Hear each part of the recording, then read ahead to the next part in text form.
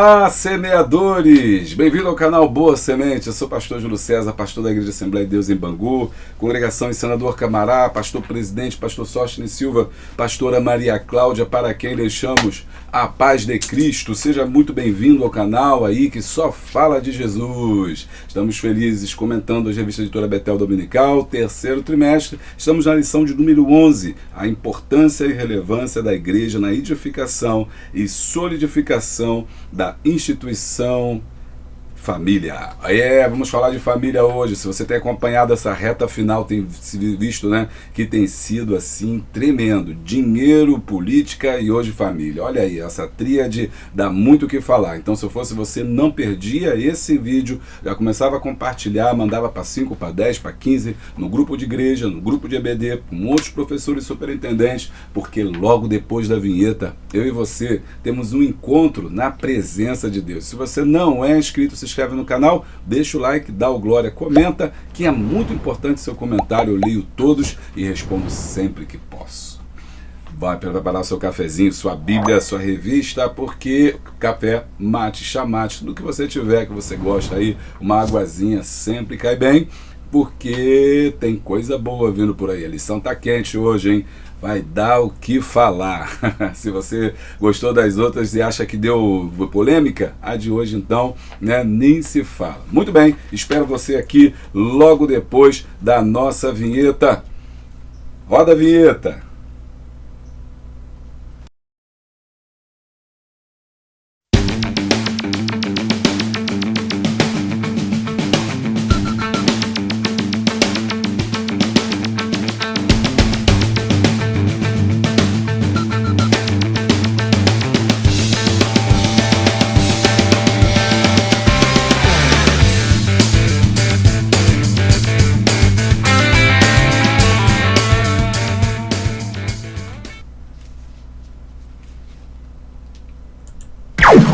Bom, e se você está pensando aí como ajudar o canal, você pode ser membro do canal. Sendo membro do canal, você tem vídeos exclusivos, vídeos que só você tem. O link está aqui embaixo. Se você também pode ser apoiador do canal. Aí nesse caso você recebe pelo seu e-mail plano de aula exclusivo, questionário e uma série de conteúdos que você vai receber ali no e-mail do cadastro que você fez no Apoie-se. O link está aqui embaixo. Lembrando que tem plano de aula para todo mundo também, independente se é apoiador ou não, você também recebe nosso plano de aula, preparado pela equipe Boa Semente, toda sexta-feira também, nesse telefone, onde você entra em contato, inclusive para nos convidar a estar contigo aí na sua escola bíblica dominical, no fechamento. Acho que o fechamento já está até agendado, mas você confere lá com a equipe Boa Semente. Acho que o fechamento desse trimestre já está agendado em alguma igreja, mas é bom a gente pode estar aí, se vocês quiserem, logicamente, conhecer e tomar um cafezinho, preparar um chamate aí pra gente, na pregação, na ministração da palavra. Será um prazer ter um contato melhor com você, e ali você conhece também por esse telefone nossos cursos, seminários, palestras, tudo que o canal Boa Semente oferece, tá bom? Não deixe de entrar em contato aqui. Um beijo grande, um abraço forte para a equipe Boa Semente, que prepara esse conteúdo que você recebe no 965172154, onde você também pode fazer um pix para mim, aí pix pro canal, né? Vai estar ajudando muito. Lição 11. A importância e relevância da igreja na edificação e solidificação da instituição família. Texto áureo: alegrei-me quando me disseram, vamos à casa do Senhor. Salmos 122:1. Tem muita coisa para falar sobre isso. Em verdade aplicada, é fundamental investir e promover a parceria na igreja, na formação e manutenção de uma geração que teme o Senhor, anda em seus caminhos e vive para a glória de Deus. Objetivos são 3. Compreender sobre a igreja e a família no plano divino, analisar a constituição da família no âmbito atual e expor a relevância da igreja para a família. Texto de referência, Romanos 16, do 1 ao 5.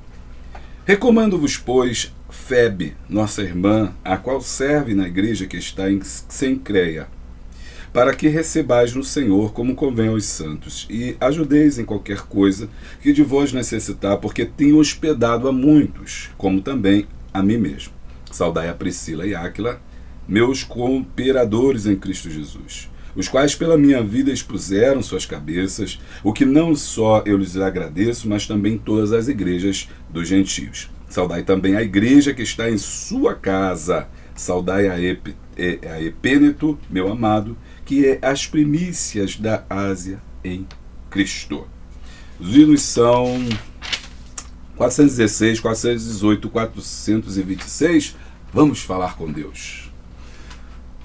Pai de amor, estamos em Tua presença e mais uma vez, Senhor, te agradecemos pela oportunidade que Tu nos dá de chegarmos à casa dos Teus filhos através da internet, Senhor, e poder compartilhar a Tua palavra para que possamos, ó Deus, crescer em espírito, crescer na graça e no conhecimento. Que cada professor, Senhor, seja abençoado, impactado, Senhor, de forma tremenda. Que cada professor, Senhor, seja realmente, Pai querido, veículo de bênção, Senhor Deus, ó Pai, na sua igreja. Pai querido, Pai santo, que as palavras que vamos estudar agora, Senhor, possam penetrar no nosso coração, não sejam frutos, Senhor, da nossa mente, do intelecto, mas reveladas pelo Teu Espírito, para que possamos transformar vidas que nos ouvem, salvar aqueles que estão junto de nós, para que possamos, ó Deus, com certeza, cada vez mais firmados em Ti, entender a importância da família, Senhor, na sociedade, uma família cristã e bem estruturada. Pai, essas bênçãos nós te pedimos e nós já te agradecemos, no nome poderoso de Jesus.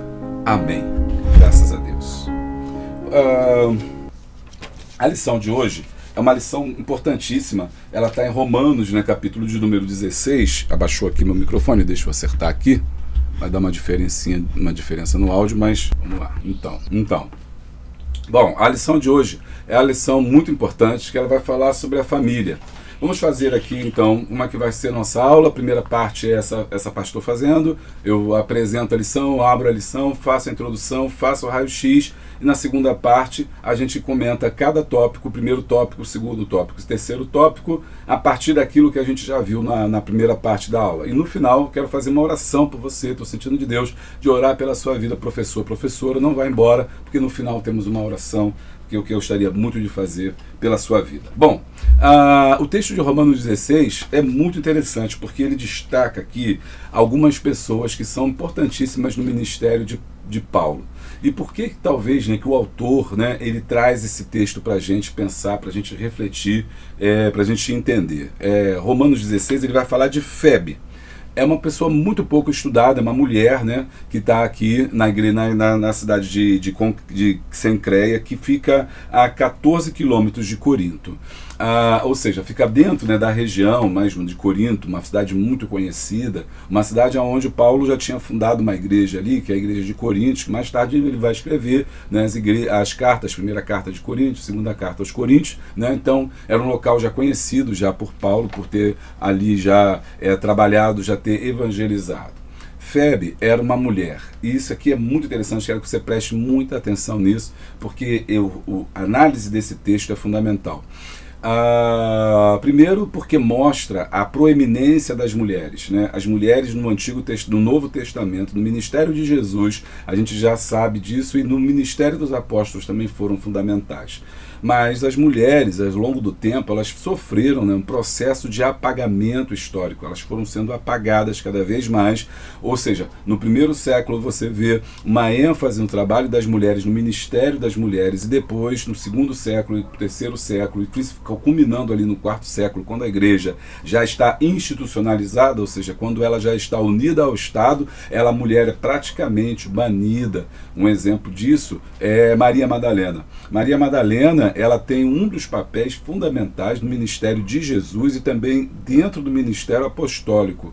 Muitos historiadores hoje têm retomado essa questão e têm até entendido que Maria Madalena foi tão importante quanto os apóstolos daquela época. Embora tenha havido 12 apóstolos, Matias tenha sido escolhido em Atos capítulo 6, mostra isso, para substituir a Judas, as pessoas entendem que Maria Madalena, apesar de não ter ali o nome dela, porque não, por ser mulher, numa sociedade daquela época judaica, com certeza o nome dela não estaria como uma apóstola, mas ela tinha um papel fundamental. Inclusive, a história que narra sobre o Evangelho, que fala que ela é uma pecadora, para muitas traduções, em muitos textos, né, se transformou numa prostituta, coisa que o texto nunca disse. Isso foi fruto lá dos textos de Orígenes, quando ele vai analisar e fala que ela é uma grande pecadora, então ele entende que se ela era uma grande pecadora só poderia ser uma prostituta, mas isso não tem nada, nenhuma base bíblica para isso, mas ela foi sendo apagada, né, ao longo da história. E não foi só ela,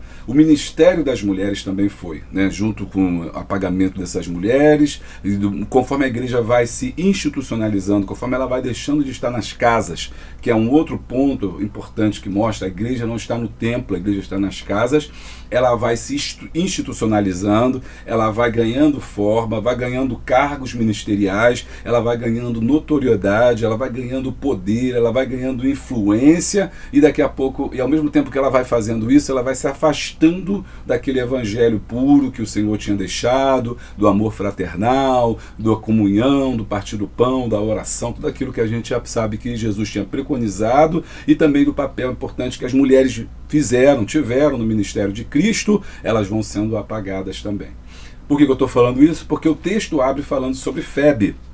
Febe é uma mulher pouco estudada, mas era uma mulher rica, uma mulher que devia ser uma comerciante, uma mulher que acolhia os irmãos que estavam em perseguição, os missionários, aqueles que estavam pregando. Esse é o primeiro ponto. Agora, vamos analisar por que ela acolhe. Porque nesse período, a igreja de Roma, ou seja, o Império Romano, a cidade de Roma lá, está iniciando um processo de perseguição muito forte. O imperador está perseguindo os cristãos, porque os cristãos estão falando de um outro rei, de um outro Jesus, de um outro Senhor que ressuscitou, que não era César, e isso aí trouxe um desconforto. Então o imperador vai começar a perseguir os cristãos. Então isso vai fazendo com que eles sejam expulsos daquela região e eles vão sendo dispersos. E esses irmãos dispersos, eles vão migrando cada vez mais para outras regiões de fora de Roma, ou mesmo até fora de Jerusalém. Então eles vão indo para Antioquia, onde vai se formar a igreja de Antioquia, e vão também muitos para Corinto, que era uma região que pertencia ao Império Romano, mas a perseguição ainda não tinha chegado de forma forte. Febe, ela abre as portas da casa dela para receber esses irmãos que estavam sendo perseguidos e que não podiam então dizer abertamente que eram cristãos, que eram seguidores de um outro rei, de um outro senhor, embora o seu reino não fosse terreno, fosse espiritual, né? Mas Roma não queria saber disso. Se é um outro senhor, a gente vai perseguir, não existe outro senhor, não existe outro Deus, e ainda que seja espiritual, porque o imperador se via como o próprio Deus. Né? Então não adiantava Paulo falar, não, o meu Jesus não é dessa terra, meu Jesus não é desse reino, ele é espiritual, mas isso não adiantava porque o imperador era visto como Deus, então eles estavam adorando outro Deus e portanto seriam perseguidos. Febe abre as portas dela para poder receber esses irmãos. A palavra Febe significa pura, é interessante isso, né? Pura, pureza. É uma mulher, né, então isso simboliza, né, o ato generoso dela, o papel generoso dela. Ela não por quê? Porque ela abriu as portas da casa dela para poder receber esses homens aqui. Isso é muito interessante. Ela não é judia. Se ela fosse judia, jamais ela poderia abrir as portas da casa dela para poder receber homens na sua casa, missionários, seja o que for, né, porque isso seria visto como um escândalo. Como ela era uma gentia, ela pode então abrir a porta da sua casa para poder receber aí esses irmãos. Mas o que é interessante é que ela é um dos relatos que dá a base para o entendimento do serviço da diaconisa, que até hoje é símbolo de debate, é símbolo de discussão, as pessoas não aceitam, muitos crentes não aceitam, tem dominações da Assembleia de Deus que não aceitam o trabalho das diaconisas, dizem que não tem base bíblica, mas tudo isso é falta de conhecimento. Olha o que diz o texto, a nossa irmã que serve, a palavra serve aqui vem de serviço, essa palavra serviço vem de diaconia. Ela então a palavra aqui seria de uma mulher que serve como diácona ou diaconisa, ou seja, uma mulher que serve. Então a mesma palavra que o apóstolo Paulo usa para os homens, sobre quando ele fala do diáconos, aquele que serve a mesa, lá em Atos capítulo 6 que Lucas usa, é a mesma palavra que o apóstolo Paulo está usando para Febe, o que significa que as mulheres desempenhavam tarefas de serviço, ou seja, elas ajudaram. Portanto, não é a base bíblica para dizer que as mulheres não podem ser diaconisas, que o apóstolo Paulo falou que as mulheres não podem falar, que elas não podem dizer, nada disso tem base, porque o próprio apóstolo Paulo está louvando a Deus pela vida de uma diaconisa. E ela não hospedou só a Paulo, ela hospedou a muitos, como você vê no versículo de número 2. Ela abre porque tem hospedado a muitos, como também a mim mesmo. Então a casa dela se transformou num ponto de refúgio, num ponto de socorro, onde se as pessoas perseguidas por causa do amor do evangelho encontravam paz ali na casa dela. Olha só, e aí você pode pensar assim, tá, mas o que isso tem a ver com a lição que está falando de família? A casa tem a ver com família. Ele está querendo mostrar pra gente que a casa dela era uma casa, um ambiente espiritual de refúgio para os cristãos, ou seja, ela possuía uma família. Ok? Vamos comigo, vem comigo, tá ficando bom. Versículo 3. Aí você tem uma outra família. Agora, se você vai falar assim, não, mas a Febe não estou vendo o esposo dela, no versículo 3 temos uma família, saudai a Priscila e Áquila, meus cooperadores em Cristo Jesus. Aí você pode dizer assim, ah, mas como é que a família só tem marido e mulher? Não, mas lógico, as crianças não eram faladas, não eram contadas. Isso não quer dizer que o casal não tenha filho, mas só vai falar dos pais. Priscila e Áquila. E aqui eu vejo de novo uma coisa interessante. Primeiro, a questão da família. Priscila e Áquila são importantíssimos no ministério do apóstolo Paulo. Inclusive, alguém já disse, os historiadores têm levantado muita coisa sobre isso. Uma das coisas interessantes é que foi a Priscila e Áquila que instruiu Apolo. Olha que coisa, né? Então Apolo, que se transformou num grande orador, num grande homem de Deus, num grande pregador, que até vai criar um pouco de ciúme na igreja de Corinto mais tarde, já que todos vêm dessa igreja de Corinto que era maior, ela foi que instruiu Apolo, né? Ganhou Apolo para Jesus, instruiu Apolo, que era um grego, um homem que ficou extremamente eloquente, um grande pregador. Olha só a importância dessa família. A segundo ponto importante, né, de Priscila e Áquila é que a mulher tem um papel fundamental. Como é que você sabe disso? Porque o nome dela vem na frente do marido. Ele não fala Áquila e Priscila, fala Priscila e Áquila. Significa que a mulher aqui tem um papel proeminente. E se você está pensando que eu estou brincando, que eu estou mentindo, que eu estou forçando barra, observe a narrativa do Novo Testamento de Atos, nas viagens missionárias, você percebe que até certo ponto vem Barnabé e Paulo, Barnabé e Paulo, Barnabé e Paulo. E depois você vai ver uma mudança na narrativa dizendo Paulo e Barnabé.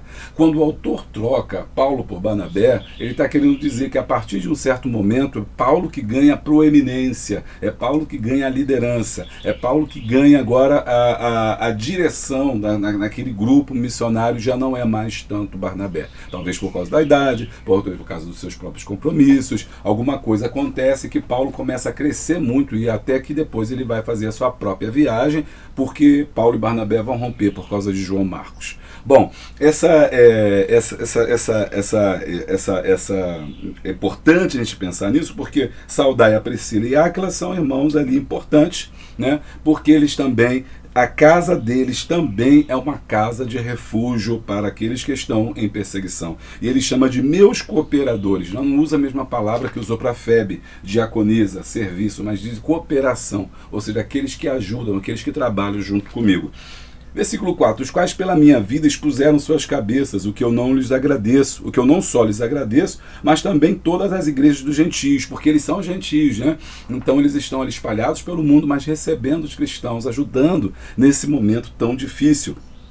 Saudai também a igreja que está em sua casa. Então você entende como é que todo esse texto de Romanos capítulo 16, parece que o apóstolo Paulo escolheu, né, falar de igrejas em casa, de famílias que estão abertas para receber aí o evangelho, abertas para serem locais, receptáculos do evangelho, para receber pessoas, para estar com pessoas. Que coisa linda, né? Saudai também a igreja que está em sua casa, saudai a Epêneto, meu amado, que é as primícias da Ásia em Cristo. Lembrando que a cidade de Corinto era uma cidade extremamente idólatra, onde tinha a deusa, o grande templo de Afrodite. Então, preste atenção, vamos aprofundar aqui. Olha, a igreja de Corinto era uma igreja onde tinha o templo de Afrodite, onde havia uma adoração à deusa Afrodite, a deusa do amor, a deusa da procriação, a deusa da licenciosidade. As mulheres no templo tinham uma liderança, né, as sacerdotisas do templo, e é por isso, preste atenção que isso é bonito, é por isso que o apóstolo Paulo, ele meio que faz um contraponto a essa ideia da Afrodite, da deusa do amor, da sensualidade, com mulheres santas, com mulheres irrepreensíveis, com mulheres de Deus.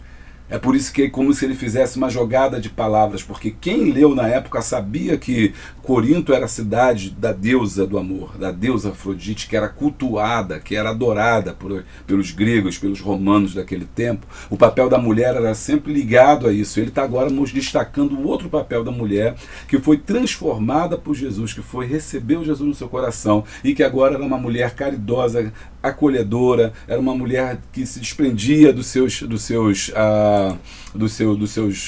talentos ou dons, o colocava a serviço do reino de Deus.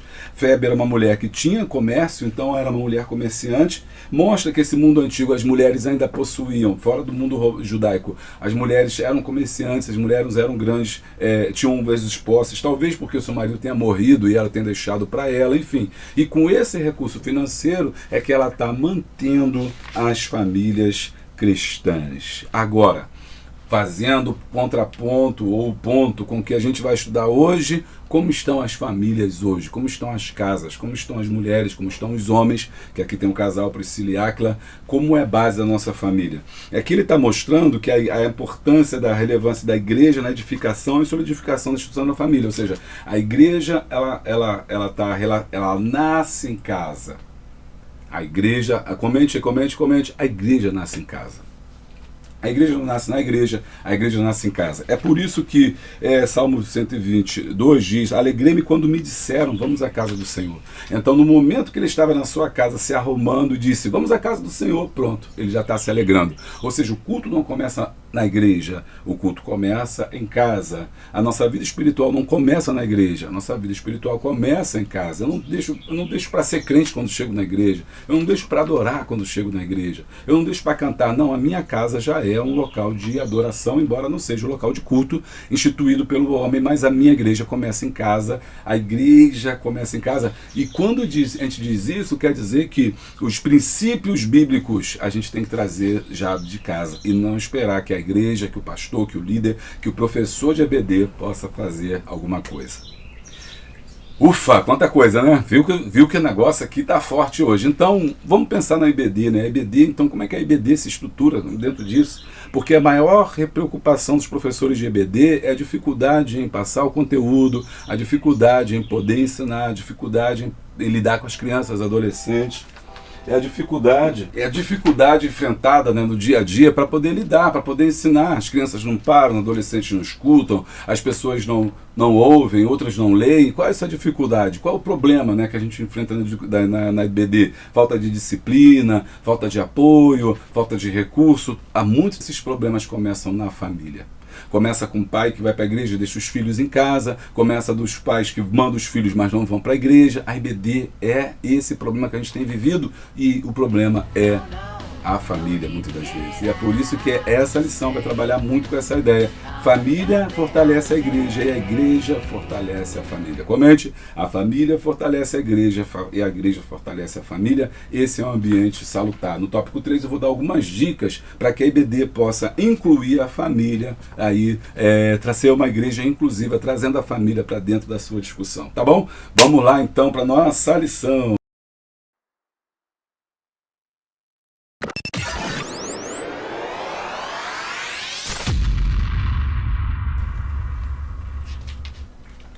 Introdução. A presente lição enfatizará a relevância da parceria igreja-família. Lembra que eu falei? No enfrentamento de tantos desafios para um viver de acordo com a palavra de Deus. Afinal, família/igreja são duas instituições de origem divina e que fazem parte do plano divino de redenção da humanidade. Ambas têm sido alvo de ataques do inimigo. 1. A importância da igreja para a família. Como um dos pilares centrais da igreja, a família desempenha um importante papel na integração, formação e comunhão de seus membros. uma vez que esta é o elo de união com a igreja. Além disso, a igreja, em sua expressão física e visível, é composta por indivíduos de todas as classes sociais, onde não há judeus, nem grego, nem há servo, nem livre, nem macho, nem fêmea, porque todos sois de Cristo. Assim que já não sois vós estrangeiros, nem forasteiros, mas concidadãos dos santos e família de Deus. A igreja é sinônimo de família, pois integra, apoia e direciona os salvos em sua caminhada cristã rumo ao céu. Nesse tópico 1, então, nós vamos estudar a importância da igreja para a família. Como é que a igreja ela é entendida como a ideia de uma família, ou ela pode ajudar a minha e a sua família. 1.1, igreja, a família de Deus. Uma das expressões que encontramos na Bíblia para identificar o povo de Deus que está sendo formado a partir da obra redentora de Jesus Cristo é a família de Deus, Efésios 2,19. Também o outro versículo, para a gente ganhar tempo, Mateus 6,9 diz Pai Nosso. E em Hebreus 2,11 diz não se envergonhar de lhes chamar de irmãos. Gálatas 6,10 fala sobre os domésticos da fé. Efésios 6,23 fala paz seja com os irmãos. O que ele está querendo dizer com isso? Está querendo mostrar para a gente que nós fazemos parte de uma família. Deus tem uma família. Essa família, e nós somos irmãos. Nós somos irmãos porque fomos feitos filhos de Deus. Fomos feitos filhos de Deus por causa do processo da adoção, pela qual nós nos tornamos irmãos de Jesus Cristo. Fomos adotados por Deus, porque o único Filho de Deus é o próprio Jesus Cristo. Legítimo, seria assim, por que legítimo? Porque é da mesma natureza. Deus Pai, Deus Filho, Deus Espírito Santo são um só. Então Jesus é Filho de Deus, pois é fruto da mesma natureza. Nós somos irmãos de Jesus através do sangue de Cristo Jesus, através do sacrifício, porque ele deu o seu próprio sangue na cruz do Calvário para que nós fôssemos redimidos, comprados nos nossos pecados e agora pudéssemos ser enxertados, adotados por Deus, tendo todas as prerrogativas de filhos, né? Sendo agora, inseridos na família de Deus. Agora temos o nome do nosso Pai, né? que é Deus, porque era assim, esse processo de adoção, né? que é um conceito romano, né? da jurisprudência romana, onde um homem poderia trazer alguém para dentro da sua casa que não fosse necessariamente seu filho legítimo, ou seja, o filho natural, o filho fruto de uma conjunção carnal dele e de sua esposa. Então ele poderia trazer uma criança. Essa criança seria adotada, e uma vez adotada receberia o nome do pai, né? E ao receber o nome do pai, ela teria todas as prerrogativas, inclusive o direito de herança. Quando o apóstolo Paulo usa esse termo, que somos filhos de Deus, família de Deus, que Deus é nosso pai, como Jesus diz em Mateus 6,9, ele está querendo dizer que nós agora fazemos parte de uma família universal, numa família onde todos nós estamos inseridos, brancos, pobres, negros, amarelos, ricos, homens e mulheres, todos estão agora inseridos, passamos a ser irmãos em Cristo Jesus. Esse entendimento é fundamental, porque você só consegue entender igreja quando você entende família. 1.2, família, a nossa primeira igreja. Então, agora vamos ver então como é que nasce essa igreja, né? Dentro da nossa família. A família não é um mero agrupamento de pessoas como pensam alguns. Muitos, além disso, deve ser a nossa primeira igreja, o lugar inicial onde os princípios bíblicos nos são transmitidos, como escreveu o salmista, porque ele estabeleceu um testemunho com Jacó e pôs uma lei em Israel. Os filhos que nascessem se levantassem e contassem a seus filhos. Em muitas das suas saudações, como no texto Romanos 16, o apóstolo Paulo cumprimentou alguns cuja igreja estava em sua casa. Fosse por conveniência acomodar os primeiros agrupamentos cristãos que não tinham espaço propício para congregar, ou porque a própria família estava tão compromissada com Deus. Lá em Romanos, que nós lemos, o texto da nossa introdução, mostrou que a casa era o local onde essa igreja nasceu. A igreja não nasceu no templo. Ok? Quando a gente fala de Templo de Jerusalém, a gente fala de Jerusalém, fala do apóstolo Pedro, cometemos o erro de achar que a igreja estava no templo. Não, a igreja não estava no templo. No templo era o templo judaico, era o templo que vai ser destruído por Herodes depois. Era o templo de Jeová, não era ali. Ali era judaísmo, não tinha como os cristãos se reunirem no templo. Foram os judeus que mataram Jesus.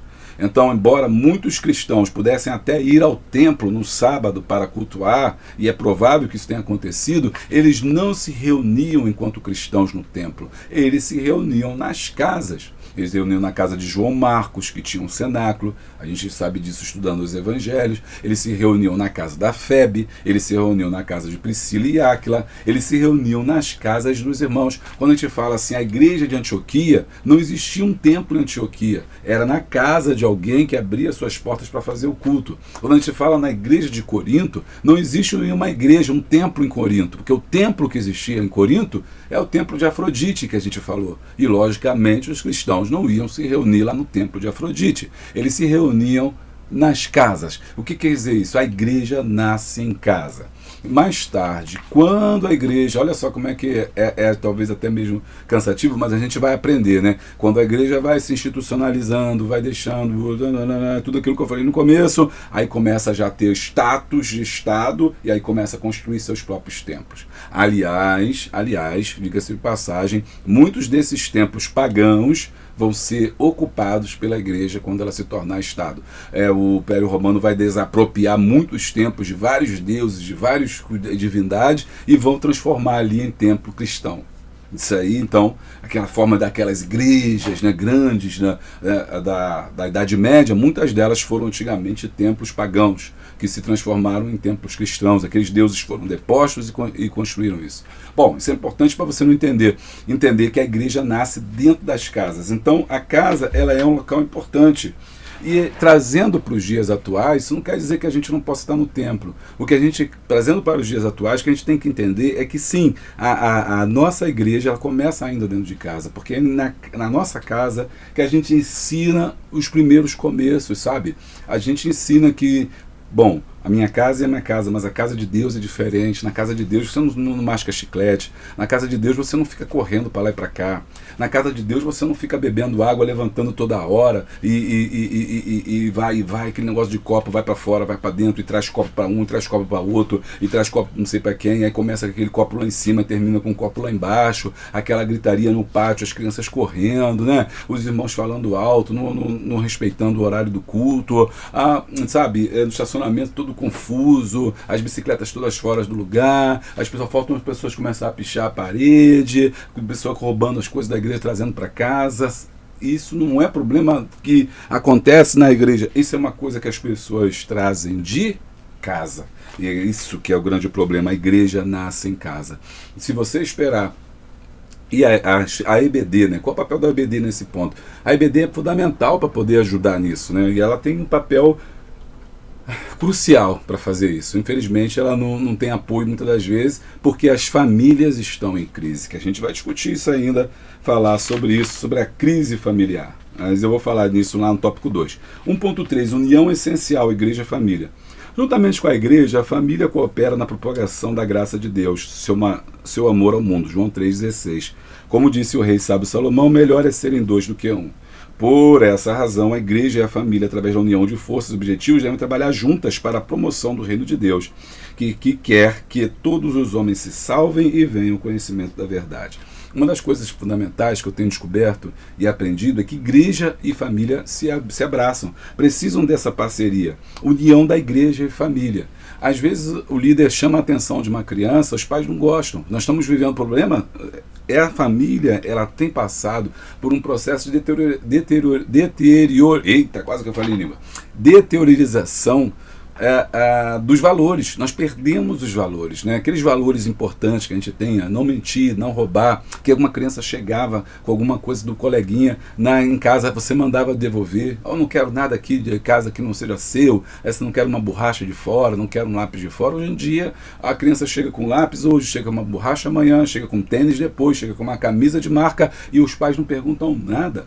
Ou seja, nós perdemos aqueles valores do não mentir, porque o pai é o primeiro a mentir. Nós perdemos os valores de não falar mal dos outros, porque na casa os pais falam mal da igreja, falam mal do pastor, falam mal do obreiro, e depois perguntam por que meu filho não quer ir para a igreja, porque não sei por que meu filho está fraco, minha filha está fraca. Claro, você fala mal da igreja na grande casa, você abre a sua casa para falar mal do pastor, para falar mal do líder, para criticar todo mundo. Como é que os teus filhos vão para a igreja? Você vive uma coisa na igreja, vive outra em casa, né? Na igreja você vive na paz, em casa o pau quebra, as panelas cantam, voam, fica difícil.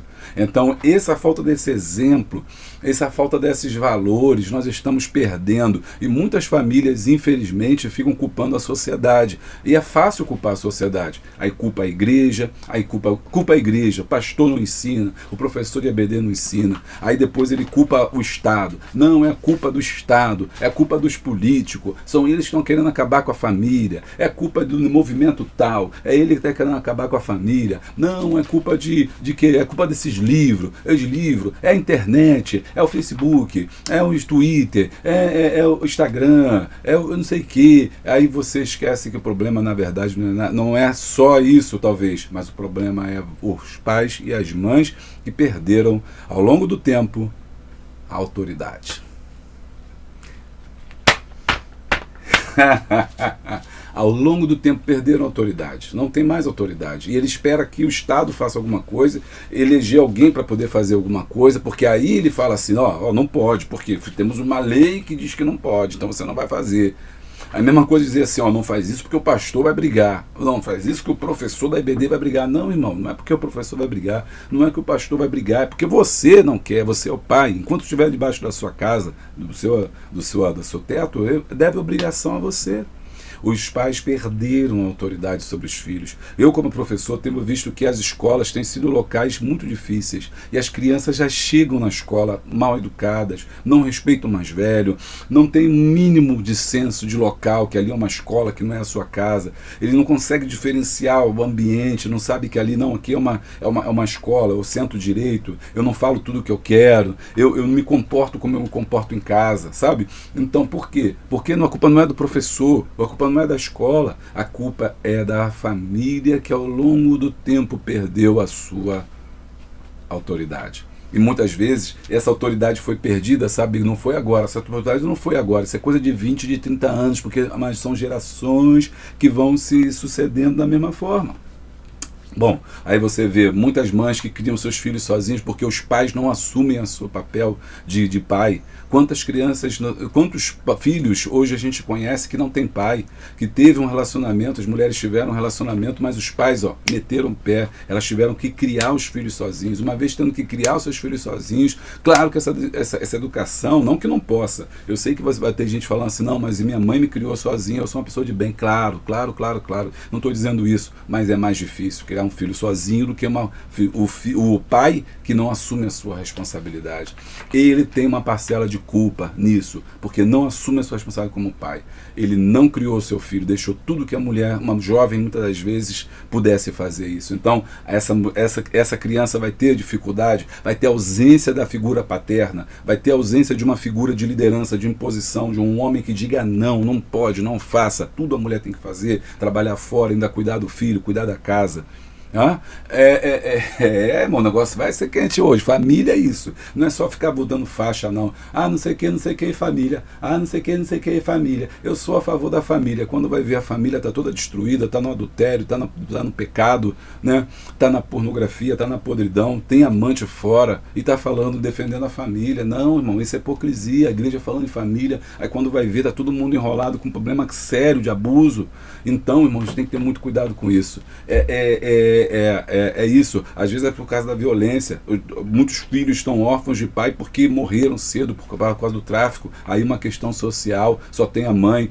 Outras tem mais um problema, gravidez na adolescência. Gravidez na adolescência, geralmente a criança, o pai é de menor, não assume. Aí a menina também não pode assumir direito porque é de menor, cai no colo de quem? Dos avós. Os avós têm que criar a filha, que é uma criança, ainda tem que criar os netos. É claro que esse neto não vai ser bem educado, Claro que é a exceção, antes que alguém comente e fale assim, mas quem me criou foi minha avó e tá tudo certo, eu sei disso, vai ter muitas mulheres guerreiras, muitas Febe, muitas Priscila que vão criar neto, vão criar bisneto sozinha e vão ser pessoas de bem, mas eu estou dizendo que nem todos conseguem fazer isso e que muito desses problemas sociais que a gente tem é por conta disso. Gravidez na adolescência é um grande problema. E por que acontece gravidez na adolescência? A culpa é do Estado, a culpa é da política, a culpa é de fulano, a culpa é das redes sociais. Não, é porque os pais não têm tempo, às vezes, para conversar com os filhos sobre sexo, conversar com os filhos sobre o que importa, como é que se engravida, da importância de se preservar o corpo, a importância da virgindade, da importância de se manter pura, da importância...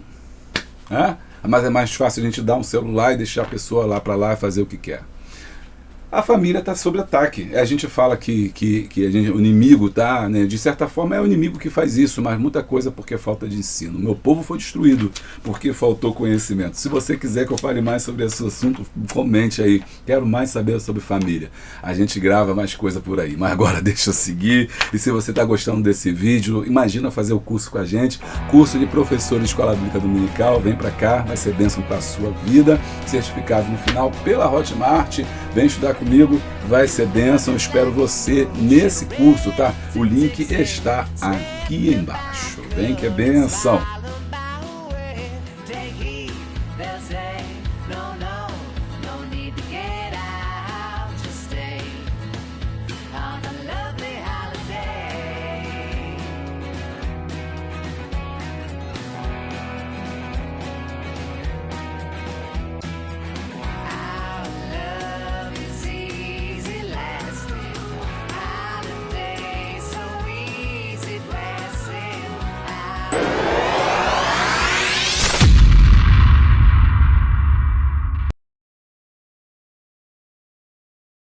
Dois, a igreja é a relação com a família. Onde há pessoas, há relacionamentos. Assim a igreja expressa a dimensão relacional do seu propósito, próprio relacionamento com Deus através das famílias. É ali que a família cristã está habilitada a relacionar-se com a igreja de Cristo, tanto com o Pai como com o próximo. Assim a igreja está pronta para acolher as famílias em suas mais diversas características. 2.1. A igreja e o relacionamento congregacional. Não há dúvidas de que servir a Deus numa igreja local, juntamente com toda a família, é uma bênção no Senhor, não é verdade? É isso, no Senhor é uma bênção. É preciso zelar pelos seguintes princípios. Na igreja local, a família não deve se fechar em si mesma, não deve haver motivações que diz respeito à liderança, e a família deve investir tempo para se relacionar com outras famílias. Ou seja, né? Aqui que a gente vamos falar aqui, ó. Na igreja local, a família não deve se fechar em si mesma. Ou seja, achar que a igreja é... Quando a gente aceita Jesus, quando a gente vai para a família de Deus, e ali a igreja está na família de Deus ali, né, o templo, as pessoas ali reunidas, é uma parte da família de Deus, a gente tem que entender que a nossa família não pode mais ser individualizada nesse sentido. Ou seja, não, nesse departamento só trabalha essa família, ela toma conta daqui. Não, na cantina tem a família de ciclano. Não, na EBD tem família de ciclano. E aí a igreja começa a se transformar em grandes feudos. Porque cada família pega um espaço da igreja. E é isso que ele está dizendo aqui, ó. Não deve haver motivações, na igreja local, ou seja, lá onde você congrega, a família não deve fechar em si mesma. Não, só a gente que trabalha. Eu conheço família que só trabalha sozinha. Não, é o pai, o filho e a filha trabalham ali naquele departamento, naquele coral, naquele negócio ali, ninguém mais entra. Se chegar um maestro novo, eles não deixam. Se chegar uma maestrina nova, não deixa entrar. Se tiver uma cantora que não faz parte da família, não vai ter oportunidade. E não adianta o pastor falar, não. Porque ele fica de mãos atadas. Porque como a igreja é feita de famílias, o que acontece? Aquelas famílias dominam. E ele não pode muitas vezes falar muita coisa, porque aí as famílias se levantam contra ele. Aqui, por exemplo, e aí a gente já chega na B, porque diz assim, ó, não deve haver motivações que diz respeito à liderança constituída ou qualquer outra pessoa. Ou seja, aí se o pastor for falar alguma coisa para tentar coibir esse domínio da igreja, esse rapto da igreja pelas famílias, aí eles se levantam contra o pastor, vão na matriz, reclama, né, vai lá na liderança, não aceita, diz que aqui não manda ninguém, quem manda sou eu, aqui é minha família. Você acha fundadora da igreja. Não, foi meu pai que construiu, foi meu avô que construiu, e ele se acha dono da igreja. Letra C, a família deve investir tempo para se relacionar com as outras famílias. Então, ela não deve se fechar. ela deve se relacionar com as outras famílias, porque agora somos parte da família de Deus. Só assim que a igreja vai ser uma igreja inclusiva, porque nem todo mundo que vai para a igreja tem família ali. Então, o jovem que não tem um pai cristão ali na igreja, uma menina que não tem uma mãe na igreja, um jovem que não tem uma irmã, um adolescente que não tem alguém, fica sozinho, fica excluído, porque todos os núcleos já estão tomados por famílias que não deixam ninguém fazer parte. Se você conhece alguma igreja assim, comenta. Eu conheço, não falo o nome para não prejudicar da igreja, mas se você conhece um ambiente assim, comente. Por que eu estou pedindo para comentar? Eu estou pedindo para comentar porque quando a gente comenta, você vai vendo que problemas que você está passando é problemas também que outras igrejas estão passando. Que eu não estou aqui inventando a minha cabeça, eu tenho muitos e muitos anos de evangelho e muitos anos pastoreando igreja, então eu conheço, eu sei do que eu estou falando, não estou gravando aqui do nada. Né? E quando você comenta, você vai ver, eu conheço, outro fala, eu conheço, então você vai ver que realmente acontece, para você não achar que é só na sua igreja, ou que não há igrejas que isso aconteça, mas essa não é a vontade de Deus, porque essas famílias vão dominando a ponto de até mesmo tentar dominar o pastor, e aí você reclama que o pastor não faz isso, que o pastor não toma determinada posição, que o pastor não consegue remover fulano ou ciclano que está atrapalhando, mas você não sabe que por trás tem as famílias que muitas das vezes manipulam.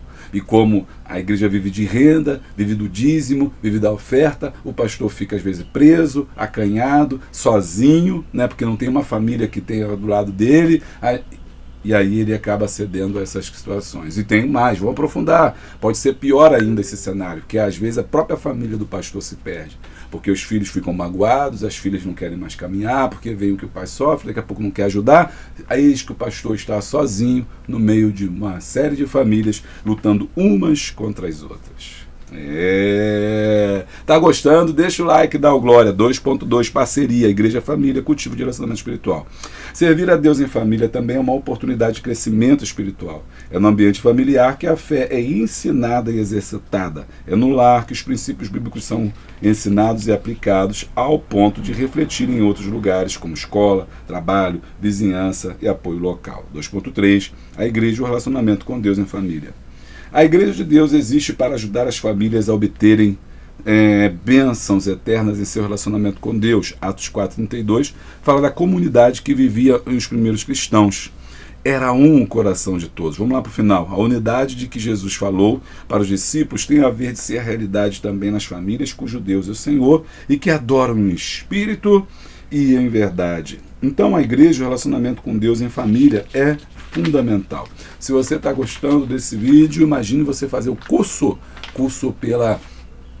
não pela Hotmart, que é um curso de vídeo, mas tem curso EAD, Centro de Estudos de Boa Semente. Você vai fazer o curso conosco, ali você tem capelania, muito bom esse curso, você tem liderança, muito bom esse curso, você tem obreiro, muito bom esse curso, você faz na sua casa, você tem básico, médio e avançado em teologia. Tudo isso no Centro de Estudos de Boa Semente, o link está aqui embaixo.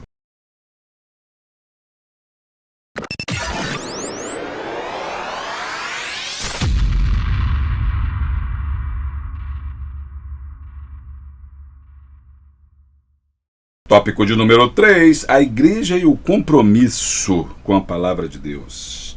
3.1, a igreja e o ensino da palavra de Deus para a família. A responsabilidade da igreja e da família consiste em ensinar a palavra de Deus, consiste aconselhar e guiar seus membros por preceitos divinos, sendo uma fonte de apoio para a igreja espiritual.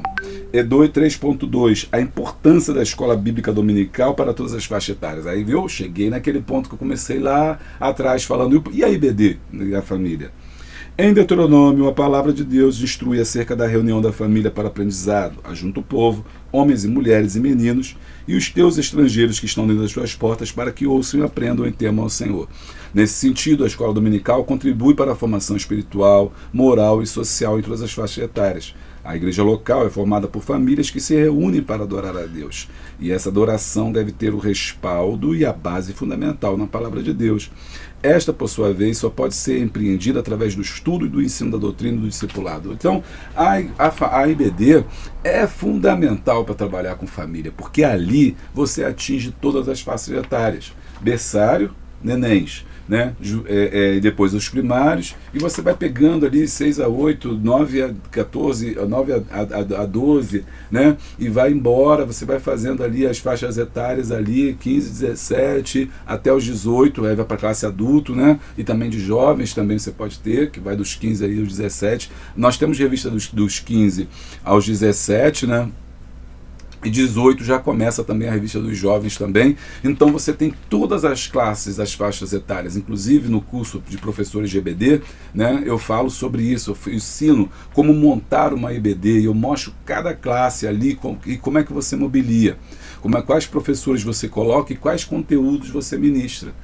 Bom, então a EBD é uma ferramenta fundamental para a família, porque o pai sozinho não dá conta de ensinar tudo, o pastor não dá conta de ensinar tudo. É preciso que a igreja ajude nessa parceria, por isso que é importante a família estar na EBD, e muitas das vezes a família não está. Muitas vezes o homem não vai, só vai a mulher, muitas vezes o homem vai, a mulher não vai, ou às vezes o homem vai para uma classe, a mulher vai para outra, mas os filhos não estão lá. Né? Ah, deixou porque não quis chamar o filho, deixou ele dormindo. Às vezes, infelizmente, passa o sábado todo na internet, chega de manhã, está dormindo. E aí os pais não têm coragem de acordar, tem alguma coisa errada com a família. Se deixa a criança na internet a noite toda, no outro dia não consegue estudar. E aí, não, deixei meu filho em casa, ficou dormindo. Como assim?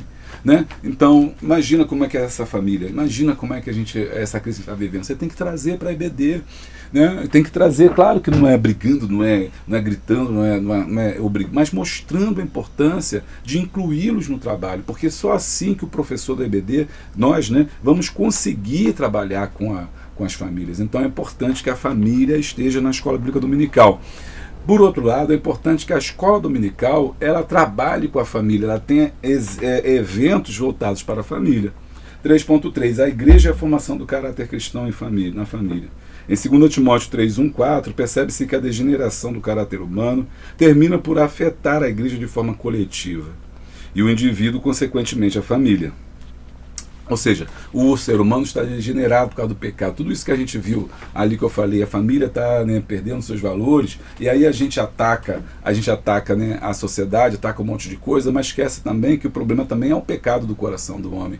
O pai que abandona o filho, a mãe que abandona o marido que trai a esposa, a criança que é rebelde com os pais, a violência, tudo isso é fruto de uma coisa também, que a gente não pode esquecer. Tem a questão social, tem a questão moral, mas tem a questão espiritual, ou seja, o fruto do pecado. O coração do homem é um coração pecador, pecaminoso, que só pensa o mal, e é por isso que a família está tão degenerada. Ele está falando isso, a formação do caráter cristão na família. Termina por afetar a igreja, ou seja, uma família deformada afeta a igreja. Então, família doente, igreja doente. Por isso que nós temos que cuidar das famílias, porque se você cuidar das famílias, ter uma família sólida, ter uma família de base, ter uma família cristã, você vai ter uma igreja saudável. A igreja está adoecendo porque as famílias estão doentes. Então, olha como é que é interessante, né? Como a gente tem crise na família, a gente também tem uma crise na igreja, porque a igreja é composta de famílias. Diante de tanta pressão proveniente de uma geração corrompida e perversa, é um grande desafio o processo de formação do caráter cristão nos membros da família, principalmente das crianças e dos adolescentes, pois não é possível isolá-los, ou seja, eles estão no mundo, eles estão na sociedade. Mas é possível que façam parte de uma geração que está avançando para que sejam conformes à imagem de Jesus Cristo, para a glória de Deus. Para tanto, as famílias precisam ter convicção da imprescindibilidade e possibilidade de tal formação cristã. Também cada família precisa promover em seu meio um ambiente propício para o desenvolvimento deste processo e não abrir mão da crucial parceria com a igreja. Então, é importante que é um desafio.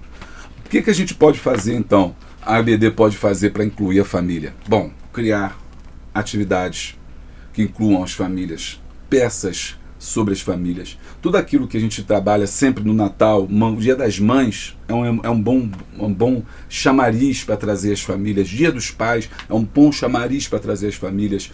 Promover palestras sobre famílias. Não espere o pastor fazer isso, não espere o presbítero fazer isso. A IBD, o professor, o superintendente, ele pode prover seminários, ele pode sugerir ao pastor, vamos fazer um seminário de família, vamos fazer um trabalho de família, vamos fazer porque quando você faz isso, você vai solidificar as suas famílias, você vai trazer as suas famílias para um conhecimento muito mais profundo e sólido, em nome de Jesus. Conclusão, não é possível separar a igreja da família, pois ambos contribuem no plano de Deus para a multiplicação e preservação do ser humano, bem como no compartilhamento da fé e dos valores éticos e morais estabelecidos desde remoto tempo, os quais honram e glorificam o Criador. Muito bem, eu vou ficando por aqui. Se você não é inscrito no canal, não se esquece, se inscreve no nosso canal, deixa o like, dá o glória, clica no sininho em todas as atualizações. Assim, você sempre que tiver uma coisa nova, você vai ser avisado. Beijo grande, abraço forte e a paz de Cristo.